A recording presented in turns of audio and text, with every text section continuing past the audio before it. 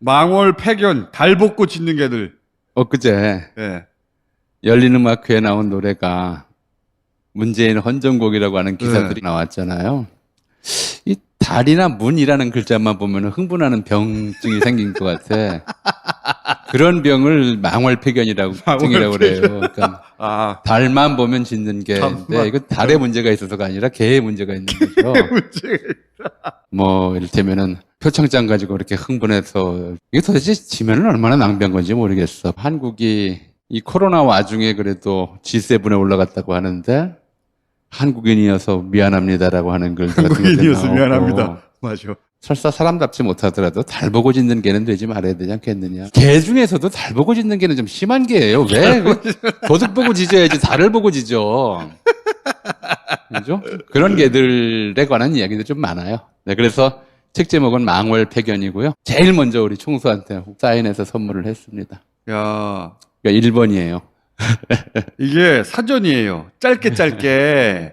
오늘 오신 이유는 최근에 예전부터 그랬지만 최근에 또 갑자기 기승을 부리는 게 뭐냐면 예를 들어서 해저 터널을 갑자기 들고 나온다든가 또는 미국에서 미츠비시가 돈을 줘서 만든 하버드대 교수 자리, 미츠비시 교수라는 자리가 있는데 거기 있는 사람이 위안부는 매춘부라고 하자 우리나라에 있는 모 교수가 그거 틀린 말 아니다 이렇게 일본 대신 나서서 해명해 준다거나 그러니까 일본이 해저 터널을 원하는 건 이해가 가잖아요. 근데 왜 우리 땅에 사는 보수를 자처하는 사람들이 튀어나와가지고 이걸 해명을 해주고 있느냐 이 얘기를 좀 해보고 싶은데 그래서 두 갈래로 나눠서 하나는 해저 터널의 기원 그리고 토착 해구의 기원 이 두 가지를 연결해서 오늘 일용할 양식을 좀 주십시오. 순서를 바꿔야 될 것 같아요. 토착 외구의 기원부터. 토착 외구의 기원부터. 네. 그러니까 이 토외라는 말을 처음 쓰기 시작한 것이 일진회원들 때문에 그렇게 쓰기 시작했어요. 언제요? 일진회원 1909년 8년 요 무렵에 아주 극렬한 일본의 입장에서 한국을 모욕하는 그런 사람들이 있었단 말이에요. 이제 대표적으로 이 사람들이 한 일이 뭐냐면은 안중근 의사가 이토 히로부미를 처단했을 때 이토 히로부미 동상 세우자고 난리를 쳤었거든. 우리가 일본의 위대한 분을 그렇죠.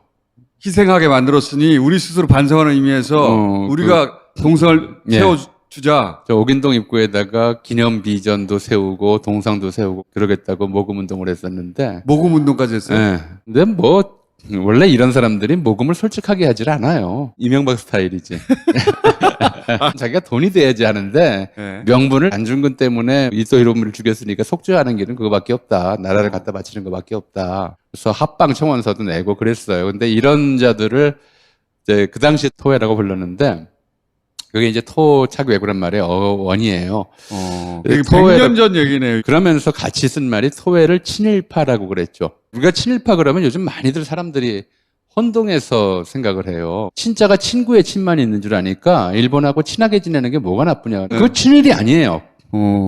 원래 친일파라는 개념은 이 친자는 친구할 때의 친자가 아니라 어버이 친자예요. 이해가 되시죠? 양친 부모 그러잖아요. 선친, 엄친, 모친, 부친 이 친자란 말이에요. 친이라는 글자를 그렇게 설명한 사람이 황준센, 그 교과서는 황준헌으로 나오는지 황준센으로 나오는지 모르겠어요. 조선책략이라고 해서 조선이 앞으로 나가야 할 방향. 그러면서 친중국, 결일본, 연미국 이렇게 세 가지를 얘기를 해요. 그때 일본과 결은 동맹을 맺으라는 뜻이었어요. 네. 연은 연합해라라는 뜻이었고요. 근데 맨 앞에 친중국이거든. 그럼 동맹이나 연대보다도 더 연합보다 강한 개념이잖아. 중국을 부모처럼 모시라는 뜻이었단 말이에요. 여기서 친은 숭상하라는 뜻이구나. 모셔라. 어버이로 섬겨라. 모셔라. 예. 그러니까 친일파라고 하는 것은 일본을 어버이로 섬기는 무리란 뜻이었어요. 그러니까 이제 일본에 의지하여 우리 백성을 죽이고 일본에 의지하여 그러니까 1909년에 나온 글이에요. 우리 황상폐하를 능욕하며 일본에 의지하여 우리 재산을 빼앗고 이거죠.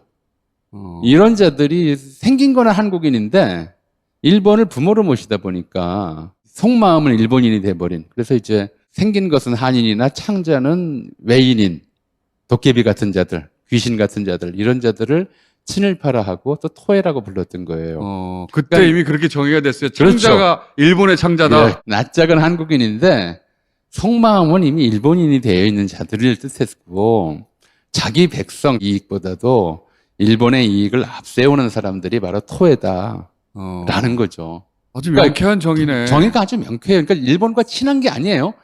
자꾸 이제 우리가 친일 그러면은 일본과 친하게 지내는 사람으로 잘못 이해하는데 친구라는 친자를 생각하는데 어버이 친자예요. 일본을 어버이로 모시는 자들이다. 역시 배워야 할 사람은. 그럼 이제 친일이라는 개념이 좀 선명해지죠.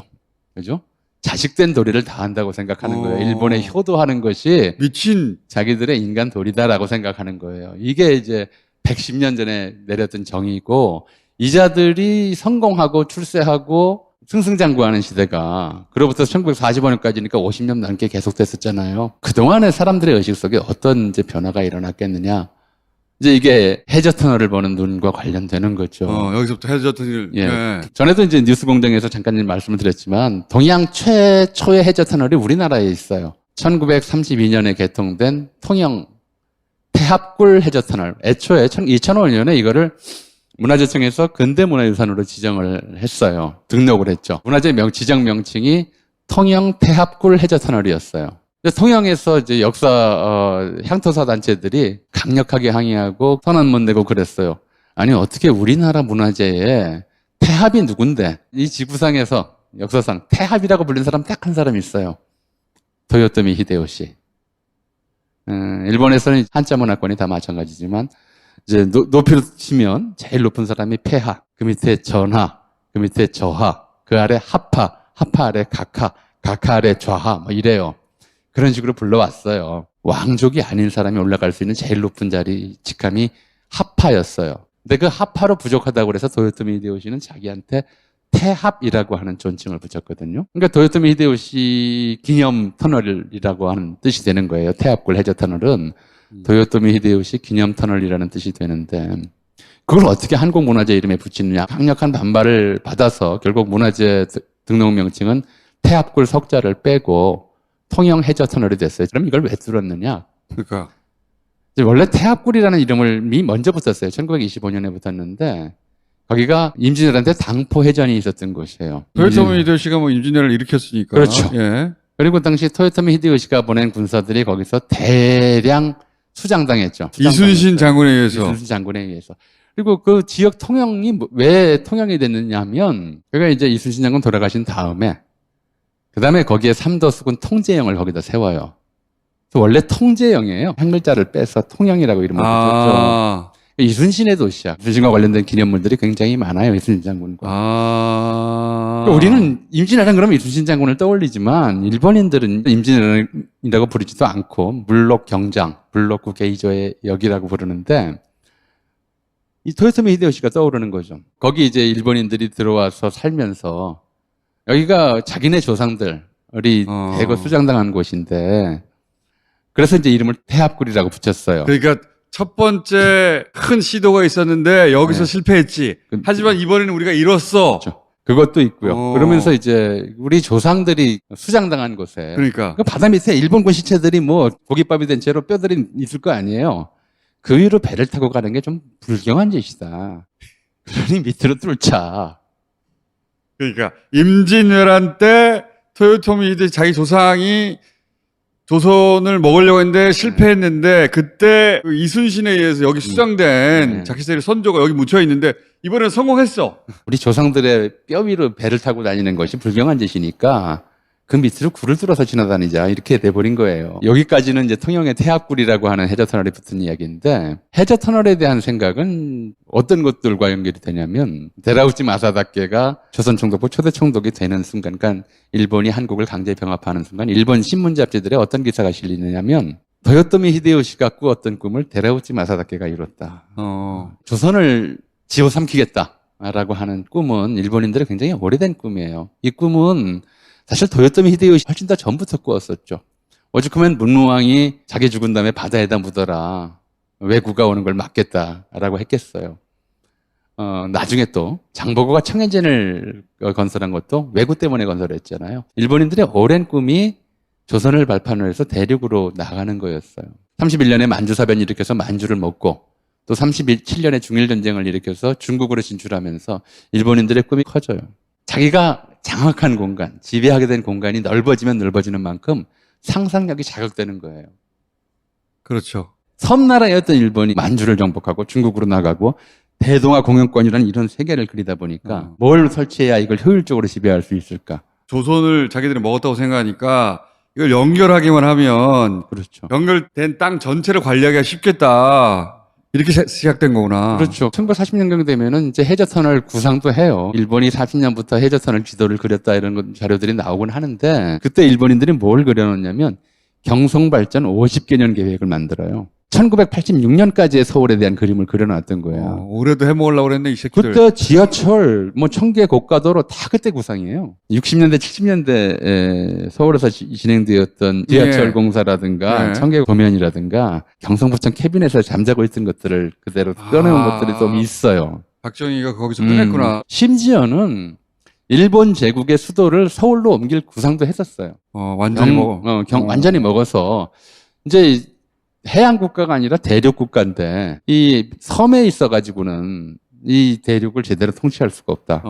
대륙과 붙어 있는 경성으로 일본의 수도를 옮기자. 수도를 옮길 생각까지 했어요. 그런 생각도 실제로 했었어요. 일부에는. 그래서 경성 천도론이라고 하는 것이 일본 도시계획 학회에서 심각하게 논의되기도 했었죠. 그러면 터널 뚫는다는 건 너무 자연스러운 발상이다. 자연스러운 발상. 그러니까 애초에 러일 전쟁 1904년 일으켰을 때도 그때 이제 서울에 우리나라에 이 종관철도가 만들어지지 않은 상태였어요. 경부철도는 히부자와 에이지가 사장으로 있었던 경부철도 주식회사에서 공사 중이었고, 그다음에 경의철도는 당시 서북철도국이라는 곳에서 착공식을 해놓은 상태였어요. 조금 서울에서 개성까지 일부 궤도 공사를 하고 있었던 상황이고, 그걸 전부 일본군이 빼앗아요. 빼앗아서 임시군용철도간부라는 걸 만들어가지고 엄청난 석선공사를 지었어요. 왜? 일본군이 가장 빨리 러시아 만주까지 보내야 되니까. 경부 경의선이 이어서 부산에서 의주까지 이어지고 다시 만주철도로 이어지는 철도망이 만들어지면 그 다음 꿈은 당연해요. 이 철도를 어떻게 일본 철도랑 이을 것이냐. 그렇지. 근데 그 당시 40년도에 그림 그려놓은 거는 그냥 일종의 환상, 망상이었어요. 해저 터널을 뚫을 기술까지는 안 됐으니까 그때 기술도 안 됐고 전쟁하는 동안에 무슨 좀 공사를 또 하겠어요. 전쟁용품 쓰느라 심지어 어느 정도였었냐면 동상들까지 녹였어요. 예컨대 초대 재정 고문이었던 메가타 슈타로라든가 일본 공사였던 하야시 곤조라든가 곤스케라든가 이런 사람들 동상을 세웠었어요. 총알 만들려고 가져가서 녹여버린 거거든. 그래서 뭐라고 그러냐면은 하야시 남작도 또는 메가타 남작도 자기 동상을 희생해서 전쟁에 임하기 위해서 총알이 되었다. 죽은 사람의 동상을 만들어 놓고 이 동상을 녹여서 총알을 만들었으니 이 훌륭한 분도 스스로 총알이 되었다. 그러니 조선인 너희들도 알아서 총알바지를 해라. 그러던 상황이었기 때문에 무슨 터널 공사에 여력도 없었죠. 실제로 공사가 기술적으로 가능하다고 하는 검토가 본격적으로 나오기 시작한 것은 1983년 정도부터였어요. 83년. 그때부터 이제 일본 내에서 한일 해저 터널 가능한가.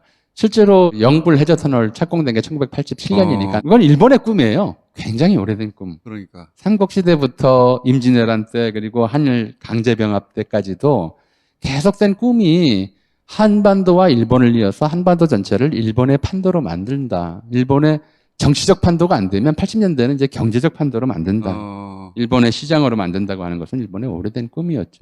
거기까지도 이해가 갔어요. 예. 우리가 부산에서 런던까지 기차를 잇겠다. 이런 생각을 하는 것처럼 일본도 얼마나 부럽겠어. 그렇죠. 연결만 하면 자기들도 그럴 수 있을 것 같으니까 일본의 욕망은 이해가 가거든요. 두 번째 챕터. 이걸 왜 우리의 꿈인 양 하는 사람들이 있냐 이거예요. 진짜 납득이 안 돼. 한번 보세요. 터널 입구에 상가 생기는 거 봤어요? 어느 터널을 한번 가보세요. 터널 입구에 상가 생기냐고. 그래서 터널 입구에 상가 안 생기죠. 터널 입구는 아무것도 안 생겨요. 종점 동네에 상가가 생기지. 그렇지. 부산이 종점인데 종점이든 동네를 터널 입구로 바꾸려고 하는 거야. 그럼 부산 사는 사람들 반대를 해야 되잖아. 근데 여론조사 보니까 한 40% 이상이 찬성한다네. 국민의힘에서 주장하니까 이게 맞나 보다 하고 넘어가는 사람들이 있는 거지. 상식으로 납득이 안 되는 거죠. 도저히 이해가 안 가요, 저도. 터널 입구에 어떻게 상가가 생겨. 아니, 종점에서 지나가는 도시를 만든다는데 어떻게 그걸 찬성해. 그러니까요. 첫째는 이거에 잘 몰라.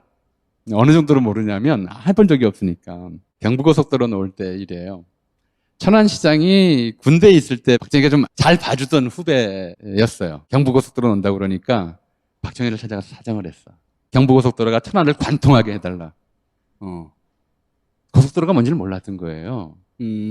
박정희는 또 후배가 부탁하니까 설계팀에다가 그거 천안 지나가게 해줘. 천안이 반으로 쪼개져 버렸어요. 한 장을 노릇이 돼버린 거죠. 몰라서 그래요. 고속도로가 일반 큰 도로들처럼 사람들이 막 건너다니고 도로가 생기면 주변에 막 상가가 생기고 땅값이 올라가고 그런 거라고 생각하고 관통하게 해달라고 부탁을 했는데 막상 놓고 보니까 이게 도시를 불구름 만든 그런 도로가 돼버렸단 말이에요. 해저선을도 마찬가지죠. 그냥 통과하는 곳이에요. 상식적으로 생각하면 돼. 터널 입구에 상가 안 생긴다. 부산을 종점 동네에서 터널 입구 동네로 바꾸는 일이다. 이게 첫 그거는 번째예요. 지금 프랑스하고 영국에 예. 터널 입구 동네를 가보면 알아. 거기 그냥 지나가는 동네가 됐어요. 아니 생각해 보세요. 일본에서 온다고 그러면 배에 싣고 와서 배에서 내리고 기차에 옮겨 싣고 그리고 나서 가는 거 아니에요.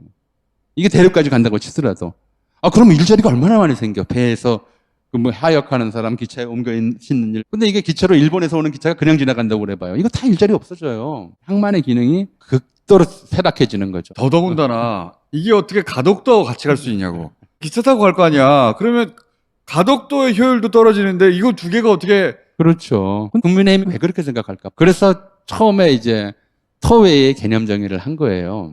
왜 얘기를 네. 사고가 다르다. 한국 사람의 정서는 뭐였냐면요. 삼국 통일 이후에 한국인들은 늘 북쪽을 바라봤어요. 윤관의 구성력이든 김종서의 사군 육준 개척이든 간에 늘 북쪽으로 어떻게든 한 발짝이라도 더 나가야 그렇지. 되고 넓은 땅을 북에서 찾았죠. 예. 간도도 우리 땅이다, 만주도 우리 땅이다 이런 꿈을 꿔요. 한국인들의 꿈은 저 광활한 만주로 진출하는 것이었어. 늘 북쪽을 봐왔어.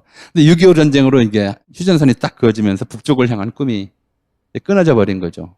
그게 한 70년 가까이 돼요. 근데 그래도 한국적 정서는 북쪽을 바라보는 거였어요.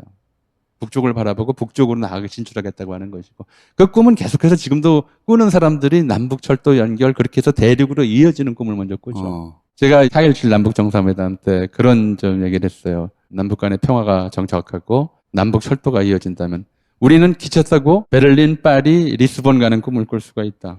우리의 꿈은 그런 거였어요. 한국인들은 한국을 중심으로 봤을 때 바다 건너서 일본을 꿈꿔본 적은 없어. 왜 글로 가냐고. 그러니까 거기는 그냥 맛있는 거 먹으러 가지. 애고들이 하도 시끄럽게 보니까 대마도 정벌한 게 딱 한 번 있었고 몽골의 압력 때문에 고려가 몽골과 같이 이제 합작해서 일본을 공격했다가 태풍 때문에 실패한 게 다고 생각을 해본 적이 없어요. 뭐하러 가 그냥 육지로 다 이어져 있는데 그 그러니까. 먼데 바다. 그런데 일제강점기에 이 친일 토웨들의 의식은 한국이라는 의식을 안 가졌어요. 자기가 일본인이 되고 싶다는 열망이 굉장히 강했고 세계 지도를 딱 펴놓고 보면 우리들은 자연히 한반도에 먼저 가. 한국인은 그래요. 한반도 지도부터 봐요. 남북 연결돼 있는 지도부터 보게 되죠. 도에는 일본부터 지도부터 봐요. 그래서 이걸 어떻게 연결하나 이렇게 생각한다는 겁니까? 일본 지도부터 보는 습관을 아니 그래야지 일제시대에 공부해서 판사 검사 되고 고등문관청학교에서 총독부 관리가 되려면 일본인처럼 지도를 지리 공부를 해야 돼요. 그렇게 보면 이해가 가요. 그게 이제 습관이 됐어요. 그 관점이 하나예요. 그래서 그게 굉장히 오래 내려왔어요. 안 믿으실지 모르겠는데 제가 아는 어떤 분 몇 해 전에 이제 90 넘어서 돌아가셨어요. 돌아가셨는데 그분은 평생 한글 신문은 보지를 않았어. 야, 해방된 지 70년이 됐는데도 일본 요미우리 신문 받아봤어요. 그게 스스로 본인의 자기는 지식인을 입증하는. 그게 한국인들에 대해서 지적 우위를 유지할 수 있는 힘이라고 생각을 했어요. 야. 그런 분들도 있었어요. 그러니까 첫 번째는 그거예요. 식민지 시대부터 이제 친일적 사고가 굉장히 뿌리 깊게 내려오면서 한편으로 전승되면서 일본과 한국은 공동 운명체다라고 하는 생각, 일본 중심으로 세계 지도를 보는 관점 이런 것들을 가진 사람들이 일부 있어요. 이게 첫 번째고요. 두 번째로는 친일과 또 바로 연결이 되는 것인데 저도 초등학교 때 지도 그릴 때 휴전선 부분만 딱 그어놓고 아래쪽은 파란색, 그 위쪽은 다 빨간색이야. 북한도 빨간색, 중공도 빨간색, 소련도 빨간색. 접근하면 안 돼요. 상상력도 그쪽으로 가면 안 돼. 미국이나 유럽의 어느 도시들, 나라들 어렴풋이든 상세이든 위치가 그려져요. 영국의 수도는 어디이고 독일의 수도는 어디이고. 근데 우리 의식 속에서 중국, 러시아 쪽은 그래도 많이 가는 편인데도 아직도 지도가 조밀하지 않아요. 카자흐스탄, 우즈베키스탄 이런 데가 어디 붙어 있는지 몰라요. 하얼빈역과 블라디보스톡 사이가 얼마나 먼지 의식 속에 없어. 한국인들은 철도가 이어지는데 배우질 않고 올해 일제강 연기만도 못해. 그때는 철도가 이어지니까 그게 다 기차 타고 가는 데였거든. 심지어 모스크바나 이런 데 갈 때 어느 역 지나서 가는지를 다 사람들이 알고 있었어. 모스크바 유학 간 사회주의자들 많았거든. 어디에서 갈아타고 어느 역에 쓰는지 어느 역에서 편지하는지를 다 알고 간다고요. 지금의 한국 사람들은 이 만주로 이어지는 철도 연선의 도시들이 어디 있는지를 아무것도 몰라요. 상상을 안 해. 갈 수 없다고 생각하니까요. 가면 안 된다고 생각을 했던 거죠. 가면 오랫동안. 이게 안 되기도 했고. 오랫동안 상상력 자체를 휴전선이 가로막아 왔어요. 휴전선이 상상력을 끊어놨다고요. 저기를 이으면 얼마나 큰 시장이 생기는지, 얼마나 넓은 곳으로 갈 수가 있는지, 우리가 모르던 세계가 얼마나 넓게 열릴 것인지 상상도 안 하는 거예요. 그러니까 남북한 철도 도로 연결식 한다는 그 정치적 쇼라는 등 북한의 퍼주기라는 등 온갖 소리로 방해를 하고 반대를 하면서 휴전선 이남과 일본을 어떻게 묶어서 하나로 묶으려고 하는 생각에만 집중하는 거예요. 두 가지가 겹쳐 있어요. 하나는 토해의식, 일본 중심으로 세계를 보는 의식, 일본과 조선은 공동운명체라고 하는 그런 의식이 하나 있고, 하나는 철진한 반공의식이죠. 소련도 러시아 공산주의 국가 아니에요. 중국은 자본주의 세계 체제에 편입된 사회주의 국가죠. 우리 무역 거래 규모에서 부동의 1위를 하고 있는 데가 그 말씀 중국이잖아요. 들으니까 일본하고 이으면 일본 하나만 연결되는데 위로 이으면 이 대륙 전체가 다 연결되는데 경제적인 관점에서도 위로 연결하자고 계속 주장해야지. 당연하죠. 그러니까 이현주 씨가 그랬잖아. 한일 해저 터널을 연결하면 5천만 시장이 2억 시장이 된다. 그런데 30억 사는 유라시아 대륙은 못 보는 거야. 남북 간에 연결이 되면 어떻게 되냐면 베를린의 어떤 여행사가 유라시아 철도 여행 관광 상품을 판다고 치자고요. 광고가 나갈 거야. 리스본에서 부산까지. 기차로 갑니다. 근데 해저터널 뚫리면 어떻게 되냐면 리스본에서 도쿄까지가 돼버려요. 당연히죠. 부산은 사라져. 그 꼴을 내가 못 아니 봐. 이걸 부산 사람이 찬성하냐고. 그러니까. 아니 진짜 이해를 못하겠어요. 일본이 우리한테 해달라고 돈 이만큼 싸들고 와가지고. 아 그래도 안 돼요. 이거 돈으로 할 수 있는 게 그래도 아니에요. 거절할 일을. 당연하죠. 부산 사람이 왜 찬성하는지 저는 납득이 안 돼요. 또 하나 정말 심각한 문제가 있어요. 영불 해저 터널은 그 구간도 짧고 그쪽은 지진 안 나요. 지진 안 나요? 근데 한일 해저 터널 구간은 언제 지진 날지 모르는 곳에 있어요. 그 해저 지진 한번 일어나 봐고 어떻게 할 거야? 부산 시민들을 바보 취급하는 거죠. 교수님 부산 다녀셔야 되겠어요. 여기까지 하죠. 감사합니다. 네.